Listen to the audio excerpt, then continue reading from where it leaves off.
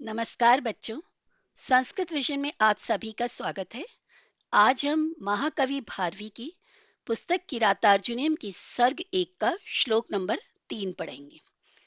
श्लोक नंबर 3 में लिखा गया है, द्विषाम विघाताय विधातुम इच्छतो रहस्यम अनुज्ञाम अधिगम्ये भूभृतः। ये भृतः शब्द है। सह सौष्ठव औदारे विशेषशालिनीम विनिश्चितार्थम इति वाचम आददे। ये था इसका उच्चारण। अब हम देखते हैं वर्ड टू वर्ड मीनिंग। पहला शब्द है द्विषाम, जिसका अर्थ है शत्रुओं के विनाश के लिए। द्विषाम का अर्थ है शत्रुओं के, और विघाताय का अर्थ है विनाश के लिए। विधातुम इच्छतः, विधातुम का अर्थ होता है कार्य करने के लिए, और इच्छतो शब्द का अर्थ है इच्छा करते हुए। इच्छतः शब्द होता है विसर्ग ओ की मात्रा में चेंज हो गया है विसर्ग संधि के नियम से। रहस्यम अनुज्ञाम अधिगम्य, इस शब्द में 3 शब्द आपको दिखाई दे रहे हैं यहाँ पर। पहला शब्द है रहसी, जिसका अर्थ है एकांत में। अनुज्ञाम का अर्थ है आज्ञा को। अधिगम्य का मतलब प्राप्त करके। यहाँ ई प्लस आ होने से या बन गया है, तो ये या आपको दिखाई दे रहा है, यण संधि का उदाहरण है ये। भूभ्रतः का अर्थ है राजा के। तो द्विषाम विघाताय का अर्थ हुआ शत्रुओं के विनाश के लिए, ये शब्द है पहले। फिर विधातुम इच्छतः का अर्थ है कार्य करने के लिए इच्छा करते हुए।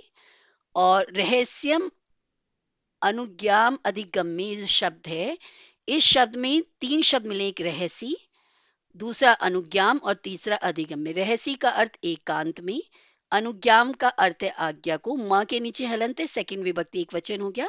और अधिगम्य में लेप प्रत्यय है, अधिगम्य का अर्थ है प्राप्त करके। और यहाँ पर ये शब्द है भूभ्रतः, जिसका अर्थ है राजा की। पंचमी षष्ठी विभक्ति एक वचन में शब्द बनता है भूभ्रता। फिर नेक्स्ट है इस श्लोक की जो लास्ट लाइन है, वह है ससौष्ठव औदार्य विशेष शालिनीम विनिश्चितार्थम इति वाचम अददे। सह का अर्थ होता है वह, विसर्ग का लोप हो गया है विसर्ग संधि के नियम से। सौष्ठव औदार्य विशेष शालिनीम, जो सौष्ठव शब्द है इसका अर्थ है शब्द सौंदर्य। फिर सौष्ठव शब्द में ही एक औदार्य शब्द लगा हुआ है, सौष्ठव प्लस औदार्य, संधि से बन गया सौष्ठवोदार्य। औदार्य का अर्थ होता है गंभीर अर्थ। और विशेष शालिनी, शालिनी शब्द का अर्थ होता है नम्रता। तो ऐसी विशेष वाणी बोली जो शब्द सौंदर्य और गंभीर अर्थ और नम्रता से युक्त थी। विनिश्चितार्थम इति, विनिश्चितार्थम निश्चित अर्थ वाली, ये विनिश्चितार्थम का मीनिंग है। वाचम अददादे, वाचम का अर्थ है वाणी को, और अददे का मतलब है बोला। ठीक है, तो ये श्लोक के हर शब्द का हमने अर्थ देखा। अब श्लोक का मीनिंग क्या निकला? जो यहाँ पर राजा युधिष्ठिर हैं और दुर्योधन उनका शत्रु है, और कौरवों के राजा हैं दुर्योधन, और पांडवों के राजा कौन है? युधिष्ठिर। और ये गुप्तचर किसका है? युधिष्ठिर का है। तो ये राजा किसको मानेगा? युधिष्ठिर को।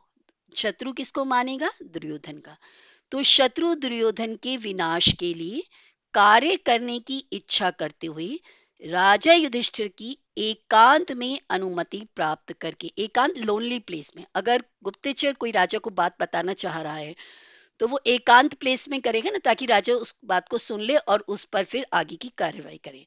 वह गुप्तचर किरात जो था, वनवासी जो था, शब्द सौंदर्य यानी सुंदर शब्दों से, और अर्थ गांभीर्य जिनका डीप मीनिंग था, नम्रता यानी कि पोलाइट नेचर से, और निश्चित अर्थ से युक्त, मतलब जिसका अर्थ डिसाइड है।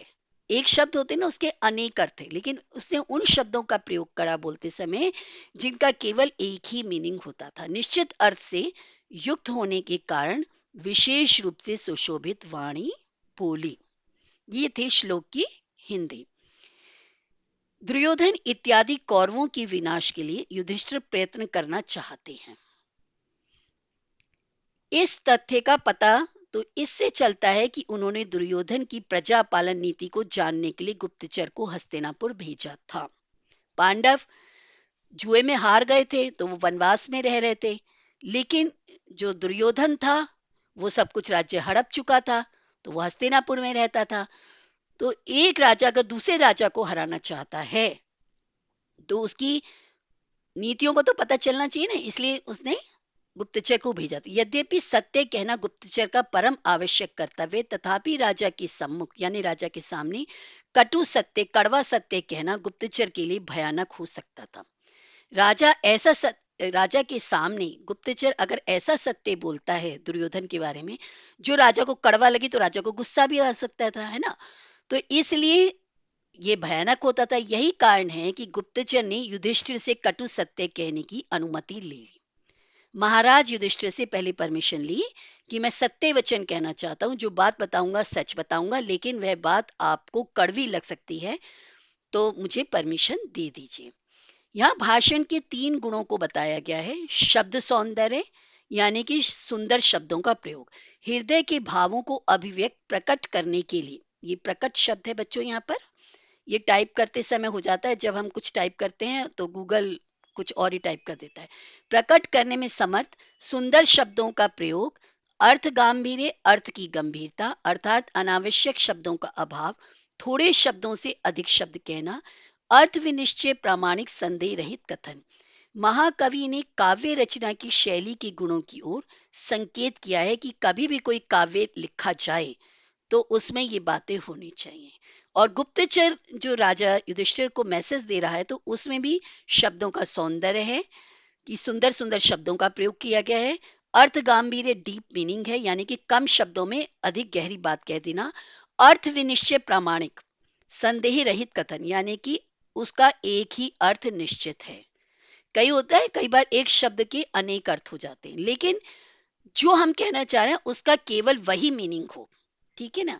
तो काव्य रचना की शैली से और गुप्तचर की दृष्टि से ये गुण आवश्यक है। अब हम देखते हैं अब तक हमने क्या सीखा। द्विषाम विघाताय विधातुम इच्छतो रहस्यम अनुज्ञाम अधिगम्य भूभृतः सह सौष्ठव औदार्य विशेष शालिनीम विनिश्चितार्थम इति वाचम अदधे। ये हमने सीखा था इसका उच्चारण। द्विषाम विघाताय, ये जो 2 शब्द हैं इनका अर्थ है शत्रुओं का नाश करने के लिए। विधातुम इच्छतु, ये जो शब्द है इसका अर्थ था कार्य करने की इच्छा रखने वाले। वनवासी गुप्तचर ने महाराज युधिष्ठिर से आज्ञा प्राप्त करके वहां एकांत स्थान में, भूभृतः का अर्थ है राजा से। किस राजा से? युधिष्ठिर राजा से। रहस्य अनुज्ञाम अधिगम्य, एकांत में आज्ञा प्राप्त करके सह उसने सौष्ठव औदार्य शालिनीम। सौष्ठव औदार्य शालिनीम का मतलब क्या है? सौष्ठव मतलब सुंदर शब्द, और औदार्य का मतलब गंभीर अर्थ, डीप मीनिंग, और विशेष शालिनीम इसका मतलब है विशेष रूप से नम्रता पूर्वक वाणी, विशेष गुणों से संपूर्ण, पूर्ण, निश्चित अर्थ वाली वाणी। निश्चितार्थमिति, निश्चित अर्थ वाली वाणी बोली। वाचम अदादे मतलब वाणी बोली। इस श्लोक में ये बताया गया है कि गुप्तचर ने राजा के सामने, राजा युधिष्ठिर के सामने जो मैसेज दिया, उस मैसेज को कन्वे करते समय उसकी वॉइस कैसी थी। ठीक है बच्चों, अब नेक्स्ट श्लोक हम नेक्स्ट वीडियो में देखेंगे। अगर आपको ये वीडियो अच्छा लगा हो तो इसे प्लीज अधिक से अधिक लाइक, शेयर और सब्सक्राइब कीजिएगा। Thank you.